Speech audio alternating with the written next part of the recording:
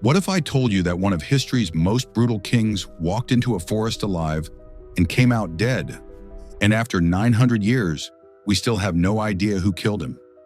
This isn't some random medieval peasant we're talking about. This is King William Rufus, one of the most powerful and hated rulers in English history, found with an arrow through his chest on August 2nd, 1100 AD. But here's the thing that'll blow your mind. The more evidence historians uncover, the more impossible this case becomes to solve. I'm talking about King William Rufus, one of history's most brutal rulers, whose mysterious death in the New Forest remains unsolved to this day. What makes this case absolutely fascinating isn't just the mystery itself, but how it reveals the dark, paranoid world of medieval justice, where anyone could be a suspect and evidence barely existed. Now, before we dive into this medieval seaside case, you need to understand who William Rufus really was, because this guy had more enemies than a medieval Game of Thrones character.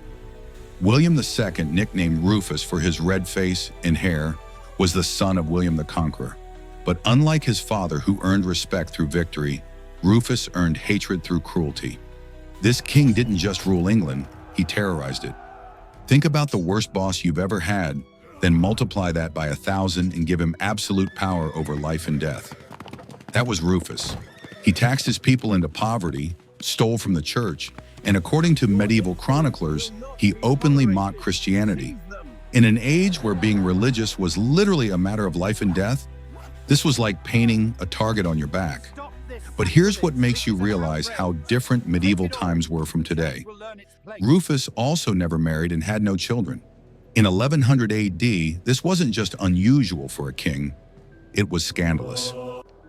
Medieval chroniclers hinted at relationships with men, which in their world was not just immoral, but potentially treasonous. Can you imagine living in a time where your personal life could literally get you killed? The point is, by August 1100, King William Rufus had given just about everyone in England a reason to want him dead.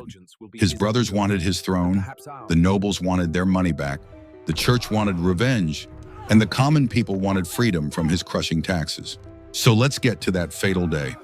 August 2nd, 1100, a date that would change English history forever. Rufus decided to go hunting in the New Forest, a massive royal hunting ground in southern England. Now here's something that might surprise you. Medieval hunting wasn't the casual sport you might imagine. It was serious business, almost like a military operation, with specific roles for everyone involved. The king brought along several companions, including his younger brother Henry and a French nobleman named Walter Tyrrell. Think of Walter as the key suspect in our mystery. He was known as one of the best archers in the kingdom, skilled enough to hunt alongside the king. Here's where the story gets weird, and this is something that would make any modern detective's head spin. We have multiple conflicting accounts of what happened next, and every single one was written years after the fact. It's like trying to solve a crime where all the witnesses waited a decade to give their statements. According to the most common version, the hunting party split up in the afternoon. The king and Walter Tyrrell went off together, just the two of them. As the sun was setting, a stag appeared. Tyrrell shot at it but missed, and his arrow allegedly bounced off a tree and struck the king in the chest. But here's what makes you question everything. In medieval times, experienced hunters like Tyrrell simply didn't make mistakes like this. These guys could hit a moving target from horseback. The idea that the best archer in the kingdom accidentally killed the king? That's like saying a professional race car driver forgot how to use the brakes.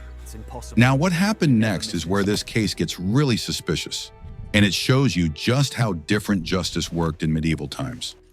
When the king's body was discovered, Walter Tyrrell had already fled the country. Not walked away, not rode home, fled to France like his life depended on it. If this really was just a hunting accident, why run? In medieval law, fleeing was basically an admission of guilt. But here's the part that'll make you realize how backwards medieval investigation was. Nobody actually investigated the scene. There was no medieval SHI team, no examination of the arrow, no interviews with witnesses. The king's body was simply loaded onto a charcoal burner's cart, the medieval equivalent of a pickup truck, and hauled to Winchester Cathedral. Can you imagine that happening today? The most powerful person in the country dies under mysterious circumstances. And the response is basically, well, stuff happens. Let's have a funeral. This wasn't incompetence. This was how medieval society dealt with death, even royal death. And here's something that shows you the brutal practicality of medieval politics. While the king's body was still warm, his brother Henry was already racing to Winchester to seize the royal treasury. Forget grief, forget investigation. Power was everything. And Henry knew that whoever controlled the money controlled the kingdom. So let's break down our suspect list. Because in this case, it's easier to ask who didn't want William Rufus dead. First, we have Walter Tyrrell, our supposed accidental killer. But here's what doesn't add up. Walter was actually one of the few people who had no obvious motive to kill the king. He was wealthy, respected, and had the king's favor. Plus, as a foreigner, killing an English king would have made him a target for the rest of his life. So why would he do it? Unless, of course, he was working for someone else. In medieval times, assassination by proxy was common because it gave the real conspirator plausible deniability. Sound familiar? Political intrigue hasn't changed much in 1,000 years. Then we have Henry, the king's younger brother. Now Henry had everything to gain from Rufus's death. He was next in line for the throne, and he knew that his older brother Robert, who had a better claim, was away on the First Crusade. The timing was perfect. Too perfect, some historians argue. Here's something that makes Henry look even more suspicious. He was remarkably well prepared for his brother's sudden death. Within hours, he had secured the treasury, gained the support of key nobles, and was on his way to coronation. It's like he had a detailed plan just waiting to be executed. But wait, there's more. The medieval chroniclers, think of them as the medieval equivalent of investigative journalists, also pointed fingers at the church. Remember, Rufus had stolen church lands, mocked their beliefs, and left important positions vacant so he could keep their salaries. Some religious leaders openly called him a tyrant who deserved divine punishment. And here's where you see how religious medieval society was. Many people actually believed that God himself had struck down the king. In their worldview, this wasn't murder, it was divine justice. Can you imagine living in a time where people thought natural disasters and accidents were literally messages from God? Now here's where this case reveals something fascinating about medieval society that most people don't realize. They had almost no concept of investigation as we understand it today. In our world, when someone dies under suspicious circumstances, we expect forensic analysis, witness interviews, physical evidence, and a systematic search for the truth. But in medieval England, justice worked completely differently. Medieval law was based on what they called ordeal and oath. If you were accused of a crime, you didn't get a detective investigating your case. You got thrown into a pond to see if you floated, or forced to carry a red-hot iron bar to prove your innocence. They literally believed that God would intervene to protect innocent people. From our modern perspective, this seems insane, but it made perfect sense in their religious worldview. This is why the Rufus case was never really investigated in the modern sense. The medieval mind didn't think in terms of gathering evidence and building cases. They thought in terms of divine will and obvious guilt. But here's something that might surprise you. They weren't completely clueless about human nature.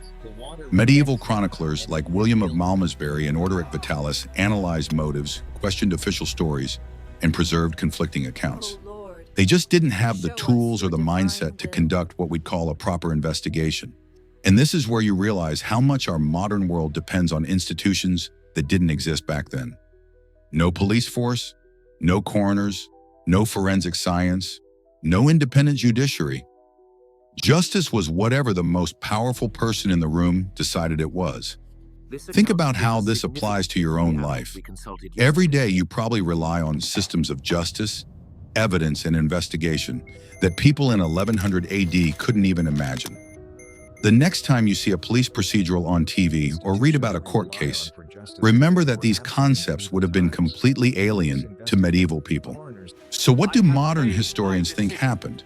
Well, that's where this case gets really interesting, because even with all our modern analytical tools, we're still arguing about it. The accident theory still has supporters. They point out that hunting accidents were incredibly common in medieval times. Medieval hunting was dangerous, with multiple archers shooting in dense forests. Accidental deaths happen regularly. From this perspective, Rufus's death was just bad luck with really good timing for his enemies. But the murder theory has gained ground over the centuries, and here's why. The circumstances were just too convenient for too many people. Henry became king, the church got its lands back, the nobles got their taxes reduced, and England got a less tyrannical ruler. It's like everyone's problems were solved by one accidental arrow. Some historians now believe it was a conspiracy involving Henry and possibly church leaders. The plan was simple: arrange a hunting accident during a time when Robert was away on crusade, then quickly seize power before anyone could organize opposition.